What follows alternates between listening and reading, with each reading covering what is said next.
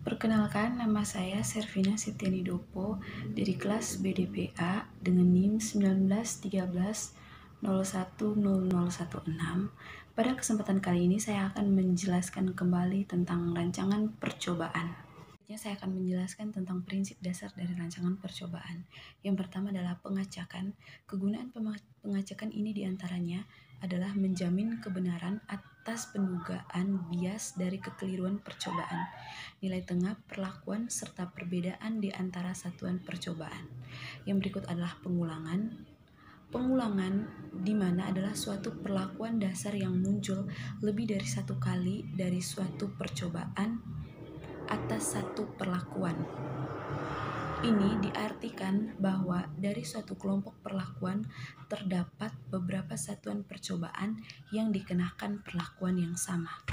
Prinsip yang terakhir adalah kontrol lokal, di mana dalam suatu percobaan diartikan sebagai teknik mengurangi kekeliruan percobaan dengan cara sedemikian rupa sehingga keragaman di antara satuan-satuan percobaan tidak masuk ke dalam perbedaan antara perlakuan-perlakuan. Klasifikasi dari rancangan percobaan itu ada 3. Yang pertama, rancangan acak kelompok, rancangan acak lengkap, dan rancangan acak kelompok lengkap. Yang berikut adalah perbedaan dari rancangan acak lengkap, rancangan acak kelompok, dan rancangan acak faktorial. Rancangan acak lengkap itu sendiri adalah yang pertama, percobaan yang dilakukan terhadap objek relatif homogen atau sama. Jumlah ulangan untuk setiap perlakuan tidak harus sama. Perlakuan yang diberikan terhadap objek percobaan secara penuh bersifat acak. Kalau rancangan acak kelompok lengkap itu sendiri, yang pertama, unit percobaan lebih banyak. Pemberian perlakuan diberikan secara acak pada setiap kelompok. Pengacakan perlakuan dilakukan pada masing-masing blok percobaan.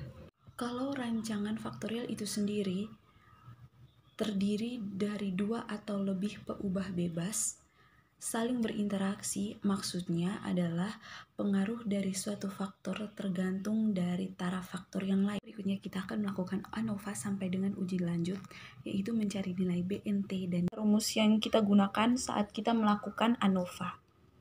Sumber peragaman yaitu perlakuan, galat, dan total. Cara untuk mencari DB perlakuan yaitu T dikurang 1, JK perlakuan, sigma TI kuadrat dibagi R dikurang dengan FK.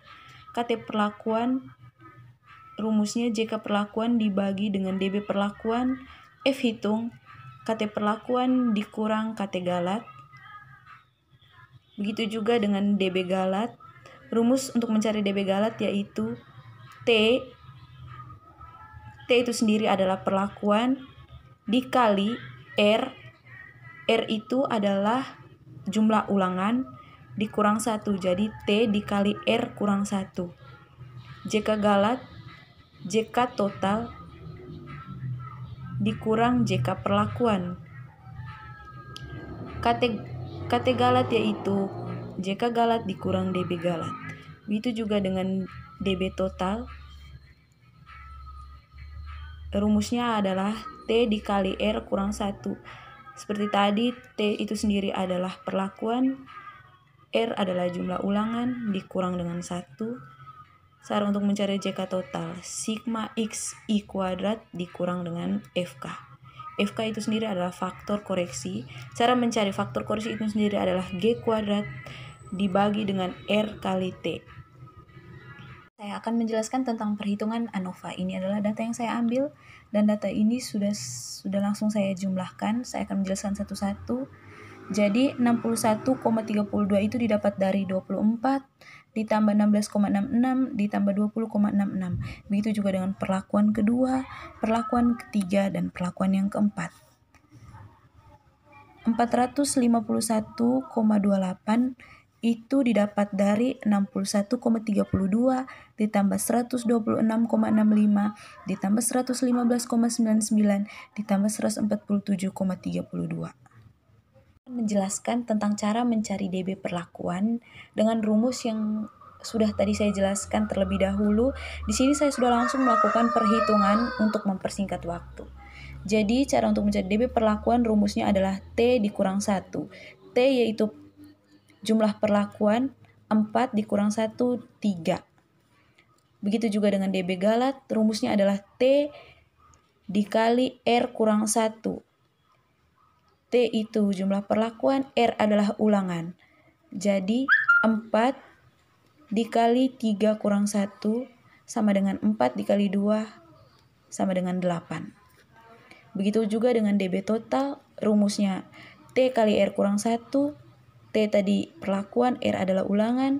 4 dikali 3 dikurangi 1 sama dengan 12 kurang 1 sama dengan 11.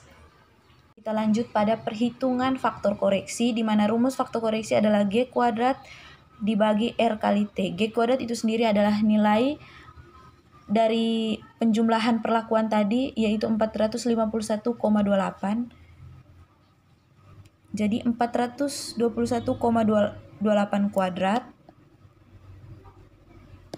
dibagi R yaitu jumlah ulangan dan T adalah perlakuan, yaitu 3 dikali 4 sama dengan 451,28 kuadrat. Hasilnya adalah 203.653,63 dibagi dengan 12. Dan hasil dari FK adalah 16.971,13. Kita lanjut pada perhitungan JK perlakuan dengan rumus sigma TI kuadrat dibagi R dikurang FK. Di mana sigma TI kuadrat itu adalah 61,32 kuadrat ditambah 126,65 kuadrat ditambah 115,99 kuadrat ditambah 147,32 kuadrat. Jadi hasilnya adalah 54.957,22 dibagi R, di mana R tadi adalah jumlah ulangan yaitu 3, dikurang dengan faktor koreksi yang sudah kita dapat tadi adalah 16.971,13. Jadi yang berikutnya tinggal kita bagi dulu 54.957,22 dibagi dengan 3, hasilnya adalah 18.319,073 dikurang FK, di mana FK itu adalah faktor koreksi tadi 16.971,31, hasilnya adalah 1.347,763. Dengan perhitungan JK total, di mana rumus JK total itu sendiri adalah sigma XI kuadrat dikurang dengan FK. Sigma XI ini adalah nilai dari 24 kuadrat ditambah 41,33 kuadrat ditambah 38 kuadrat ditambah 46,66 kuadrat ditambah 16,66 kuadrat tambah 44,66 kuadrat ditambah 39,33 kuadrat ditambah 52 kuadrat ditambah 20,66 kuadrat ditambah 40,66 kuadrat ditambah 38,66 kuadrat dan ditambah 48,66 kuadrat. Dan hasilnya adalah 18.370,707 dikurang FK, dan nilai FK tadi adalah 16.971,13 dan hasilnya adalah 1.399,577. Kita lanjut pada JK Galat, perhitungan JK Galat, di mana rumus JK Galat itu sendiri adalah JK total dikurang JK perlakuan. Jadi JK total sudah kita dapat yaitu 1.399,577 dikurang JK perlakuan yaitu 1.347,763 dan hasilnya adalah 51,814. Kita langsung melakukan perhitungan kepada KT perlakuan, di mana rumus KT perlakuan itu sendiri adalah JK perlakuan dikurang dengan DB perlakuan. JK perlakuan itu sendiri tadi adalah 1.347,763. DB perlakuan, kita lihat lagi di DB perlakuan tadi kita dapat 3. Jadi kita langsung masukkan 3 di sini. Jadi hasilnya adalah 449,25. Begitu juga dengan KT Galat. Rumusnya JK Galat dibagi dengan DB Galat. JK Galat itu sendiri adalah 51,814 dibagi dengan DB Galat, nilai DB Galat adalah 8, hasilnya adalah 6,47. Melakukan perhitungan F hitung, di mana rumus F hitung itu sendiri adalah KT perlakuan dibagi KT Galat. KT perlakuan sudah kita dapat tadi, yaitu 449,25 dibagi dengan KT Galat 6,47, hasilnya adalah 69,43.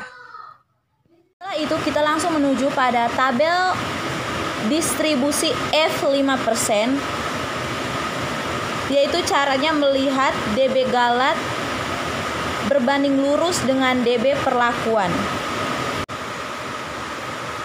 Jadi cara melihat tabel distribusi F5%, DB Galat vertikal dan DB perlakuan horizontal. DB Galat kita adalah 8 dan DB perlakuan kita adalah 3. Kita lihat yang sejajar 8 dan 3. Dapat kita lihat bahwa yang sejajar di sini adalah 4,07. Pada tabel distribusi F5% dapat kita mengambil kesimpulan jika 6,9 atau F hitung lebih besar dari 4,07 sama dengan berbeda nyata. Berikutnya saya akan menjelaskan tentang perhitungan BNT. Karena kita menggunakan tabel 5%, jadi 5% itu kita ubah menjadi 0,05 dibagi 2, DB Galat dikali 2 kali KT Galat dibagi dengan R. 0,05 dibagi 2 sama dengan 0,025.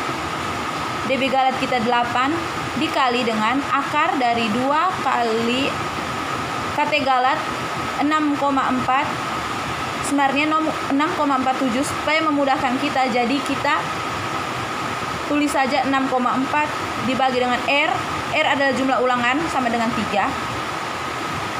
Nah, 0,025 kita lihat pada tabel T. Gunanya untuk mencari nilai yang tegak lurus dengan DB Galat. Nah, ini adalah tabel T. Tadi nilai 0,025 dengan DB Galat 8 dengan 0,025. Jadi kita cari nilai yang tegak lurus. 8 tegak lurus dengan 0,025. Dapat kita lihat nilai yang tegak lurus adalah 2,30. Masukkan kembali 2,30 dikali 1,19 sama dengan 2,73. Selanjutnya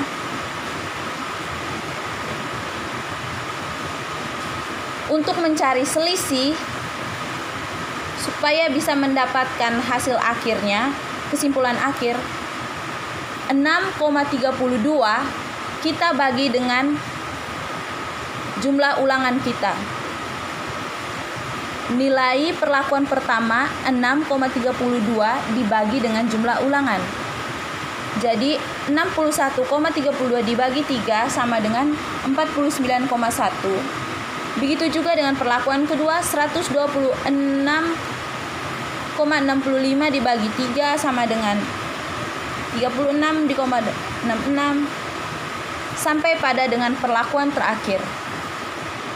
Sehingga selanjutnya kita cari selisih 49,1 dikurang 42,21. Untuk mencari selisih kita kurangi saja dan hasilnya adalah 6,89. Jadi selisih keduanya adalah 6,89. Begitu juga dengan yang ini, dengan nilai 42,21 dengan 36,66 dikurangkan dapat selisihnya. Begitu juga dengan 36,66 dikurang dengan 20,44, selisihnya ada 16,22. Nah, untuk menentukan